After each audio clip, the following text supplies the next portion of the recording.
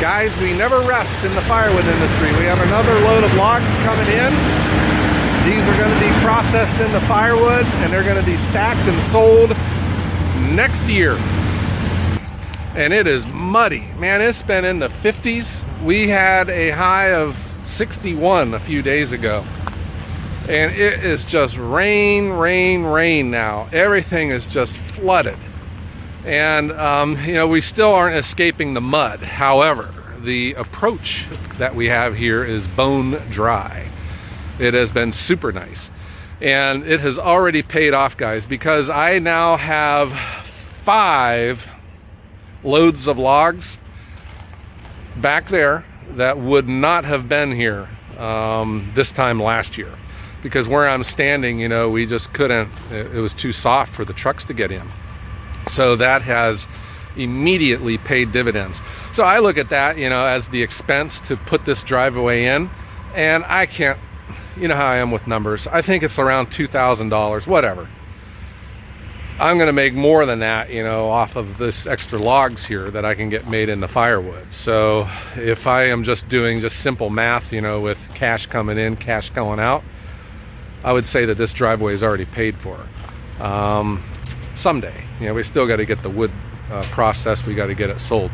So that is Log Hauler Jesse, and he is unloading these logs. So we had worked out a deal with a local logger, and he had a job over in Akron, and we were trucking all of these logs in. So this is the last load coming out of there, and this load has a lot of weird shapes and sizes. This was the stuff that Jesse left, for the very end. And we did get a better deal off of the logger, so we did get this pretty cheap. I think, though, for me, it's going to be a higher amount of labor that's going to go into it, because some of these are really big logs, really crooked logs too, that won't go through the machine. I'll have to do that old school with the chainsaw and the splitter. But I'm still, much farther ahead than where I was last year.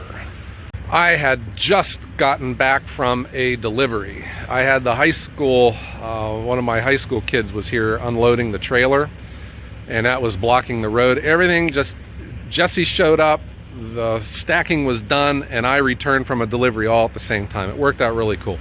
So I just had to move my trailer off of the access road, and that allowed Jesse to get in. And he's going to get unloaded, and he's going to head on down the road. Jesse, I was talking to him yesterday. He had said he is just, he's way behind. He's getting all of these logs moved that had sat while his truck was down. He said that he's just been busy. He's still getting his sleep, but it's just one thing after another with getting these loads in and out. And while all that's been going on, he's still able to bring in my wood too. And where I have been a little bit, I haven't been scheduling my deliveries this week because we're going into the new year. I just thought I'd take it easy. I had one delivery this week. I've been making firewood. So I have my one high school kid that wants to work, and I've just been making as much wood as I can for him to get stacked, because it's going to pay off down the road for me. I get a lot of comments, and I read them all, and I appreciate all your comments. And there has been a number of them asking, what am I planning to do with the timber road when these oak mats rot out? And so the answer is, I don't know. This road, and the whole reason we made this was because it was inexpensive and expedient. All right, and I know it's not a long-term solution, but in my head, I don't think my long-term solution is to remain here at my residence for this operation. I would hope that I can get to a more industrial site sometime, or you don't know what's going to happen. My interest might wane, and I don't feel like doing this anymore, or I just find a great opportunity for an industrial site somewhere, or with a nice paved lot that I can move all my equipment to without having to worry about stuff getting stolen or vandalized. It's always something to worry about. But the bottom line was, I had an excavator give me a price on this road, and holy cow, I had sticker shock. It was we were right around $20,000, to have this dug out and have the gravel brought in. And I just can't afford that. So these mats and my agreement with log hauler Jesse is worked out because the road's working. It's not perfect, but it's working. It's working good enough for him to bring this expensive truck down. I did put money in, to the approach with the gravel, and that has allowed, there's 5 loads now of logs back there that would not have come here had this not been done, because I don't have any room for them up, on the driveway where I have my machine. So the grand plan is to move all of my machines, all of our production, the Japa, the Eastonmade axis, my live deck, back here. And I would hope that, like right here where I have this firewood, you would see both sides of this road lined with firewood. And what I had learned is that makes loading my truck so much easier when I can be broadside. Like right here, here's this is wood that's for next year. I'm broadside to the truck, and it makes loading it so much easier. So that's the master plan. And there's also, I can tell that I frustrate a number of people too because of the way I do my accounting. And, keeping in mind that I am a 22-year plus corporate hack, that lived that whole life, with accountability, sound business practices. And while I kind of feel like I know what I'm doing, I'm not going to get lost in the weeds, because for me, rule number 1 is that it has to be fun. And operating, running the business, making firewood, getting it dried, getting it delivered, building my customer base, world-class customer service, to me that's fun.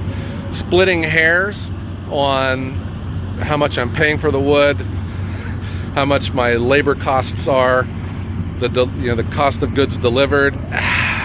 If I had to do it, I could give you that number, but I'm just not going to do it. What I am basing all my success on right now is that my bank account is growing. And it is growing good. And I can make house payments and put food on the table and keep gas in the gas tank. All right.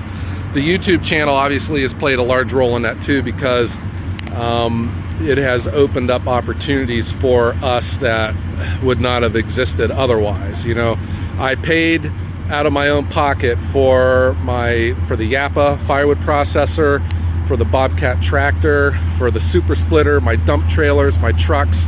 YouTube did bring me the Eastonmade axis, the live deck for the Japa, and some of your smaller items. But this is my enterprise, and this is how I planning on doing it. So I know that there are numbers that I can't give you because I just don't have them. It's not saying that I couldn't get them to you, but I'm just not going to do it because it's not fun. I just don't feel like doing it. There will come a time in a day where I think I need to be more professional with the accounting side of the business. But for me right now, I'm good. I know when I'm paying for my logs. I know how much I can sell them for. I don't charge labor for myself, which, again, might annoy a lot of people, but, it was like with my outdoor wood furnace, where I had said that I heat my house for free, and man, there were some people that aggravated because, they're saying it's not free. You got electricity, you got your labor, you got saws and splitters and the wood that you're paying for. And, in my mind, it's free because I'm not writing a check to the gas man every month. The labor portion of it brings me joy, and to me that's free. What else would I rather be doing than making firewood and stacking it? I think this is a blast. Looks like log hauler Jesse's done with the unloading of it, and he's buttoning up his truck. So I'm going to go on down to where the pavement is a little bit drier, and I'll check in with him here and see if he's got anything going on. He's a real busy guy. Well, yesterday When he drove out, we just waved at each other, and he didn't even have time to stop. He was just in and out. And I think what he's doing today, he's trying to beat the rain because there's supposed to be a big storm coming. Go figure. And he needs to just get on down the road. So we'll see what he's up to.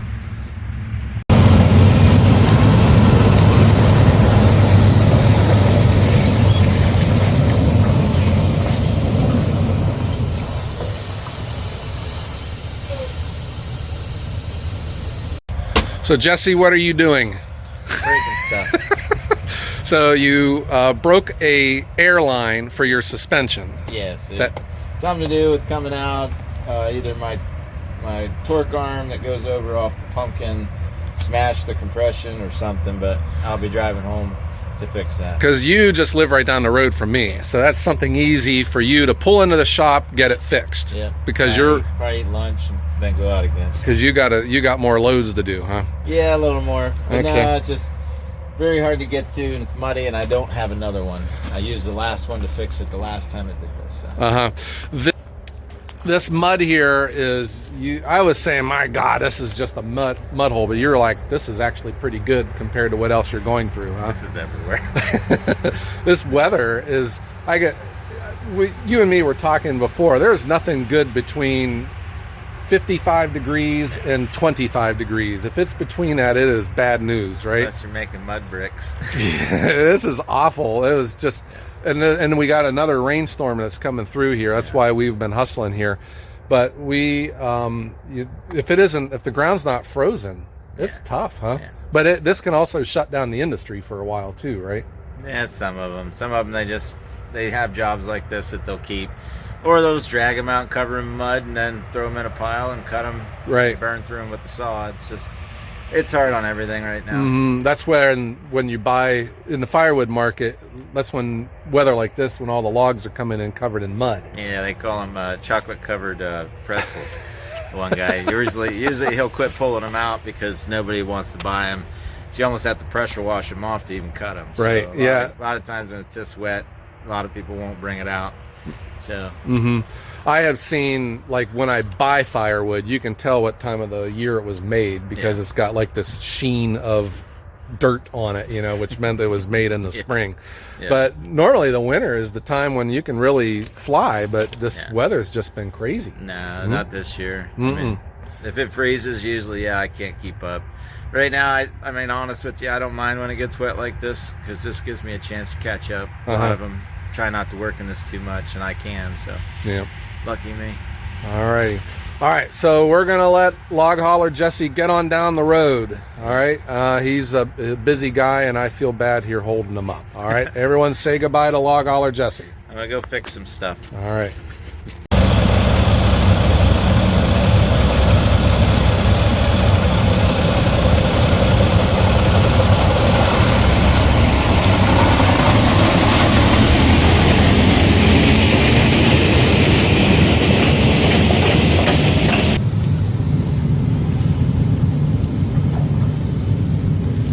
And there he goes.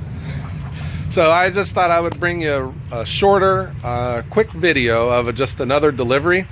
But Jesse and I were talking, what a difference a year makes, though. And it was just this 50-foot piece of land right here.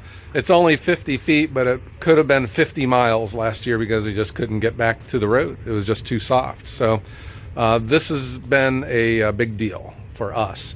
But hopefully it just continues us down that road of where this crazy enterprise will lead us here, delivering firewood. Who would have thought you could have so much fun? All right, guys, I hope everyone has a great day.